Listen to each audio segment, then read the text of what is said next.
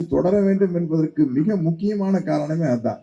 என்னை பொறுத்த வரைக்கும் ஒரு எலெக்ஷன் அப்படின்னா ஒரு ஜாலியா இருக்கணும்ல. எலெக்ஷன் ரிசல்ட் வரையில இவங்க ஜெயிப்பாங்களா, அவங்க ஜெயிப்பாங்களா, இவங்க ஜெயிப்பாங்களா, என்ன நடக்க போகுது அப்படிங்கிற ஒரு டென்ஷன் இருக்கணும். என்ன மாதிரி சராசரி ஒரு பொதுமக்களுக்கு. ஆனா உண்மையிலேயே சொல்றேனுங்க, இந்த எலெக்ஷன் ரொம்ப போரான எலெக்ஷனுங்க.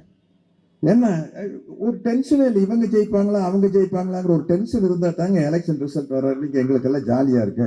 இது கன்ஃபார்ம்டா தெரியுது. ஸ்டாலின் அவர்கள் தலைமையான இந்த ஆட்சி தான் வரப்போகுதுன்னு. அந்த காலத்துல எலெக்ஷன் ரிசல்ட் இந்த பேலட் ஷீட் தான் வரும். 9 மணி நிலவரம், 11 மணி நிலவரம், மத்தியான நிலவரம், சாயந்தர நிலவரம் அப்படின்னு. இங்க நிலவரமே இல்லை. ஒரே நிலவரம் தான் இருக்குது. மீதி எல்லாம் கலவரமா தான் இருக்குது. ஏன்னா தமிழ்நாட்டில் இருக்க ஒவ்வொரு தனி மனிதனும் இந்த ஸ்டாலின் அவர்கள் ஆட்சியில் இருக்கிற சிறப்பை உணர்ந்திருக்கிறார்கள். இவங்க சினிமாவை பார்ப்பாங்க, வேடிக்கை பார்ப்பாங்க, சினிமா நடிகரை பார்க்குற கூட்டம் வரும், கை தட்டுவாங்க, எல்லாம் தட்டுவாங்க. ஆனால் நம்முடைய குடும்பம் 5 வருடங்களுக்கு முன்னால் எப்படி இருந்தது, இப்பொழுது எப்படி இருக்கிறது என்பது ஒவ்வொரு தமிழ்நாட்டு குடிமக்களுக்கும் அவர்களுடைய மனசாட்சிக்கு தெரியும்.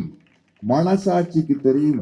அவர்கள் மனசாட்சிப்படி நடந்தால் நிச்சயமாக உதயசூரியனுக்கு தான் ஓட்டு போடுவார்கள் என்பது என்னுடைய ஆணித்தனமான போட்டிங்கிறது இந்த எலெக்ஷன்ல போட்டி உங்களுக்கு எங்களுக்கும் அதெல்லாம் கிடையாதுங்க. இந்த எலெக்ஷன்ல போட்டி சமூக நீதிக்கும் சனாதனத்துக்கும் தான்.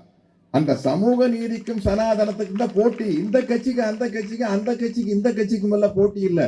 உலகத்தில் 2 சித்தாந்தம் தான் இருக்குது. அனைவருக்கும் எல்லாம் சமம் அப்படிங்கிற ஒரு சித்தாந்தம் இல்ல, எல்லாமே எனக்கு தாண்டா வேணுங்கிறது ஒரு சித்தாந்தம். எல்லாமே ஒரு குறிப்பிட்ட இடத்திற்கு தான் போய் சேர வேண்டும் என்ற சித்தாந்தம் சனாதனம்.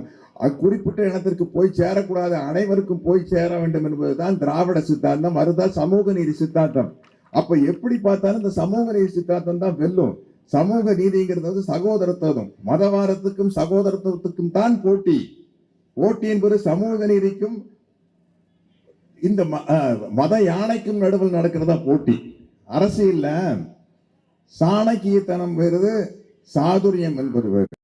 வாய்ப்பு, ஆண் பெண் சமம் என்ற சித்தாந்தத்தை அடிப்படையாக கொண்ட திராவிட முன்னேற்ற கழக ஆட்சி மீண்டும் ஆட்சிக்கு வருவதுதான். ஏன்னா அருள்மொழி தோழர் அவர்கள் சொன்னதுனால ஒரு கட்டத்துல வளர்ச்சி பண்ணி இந்த 5 வருஷத்துல ஒரு விஷயம்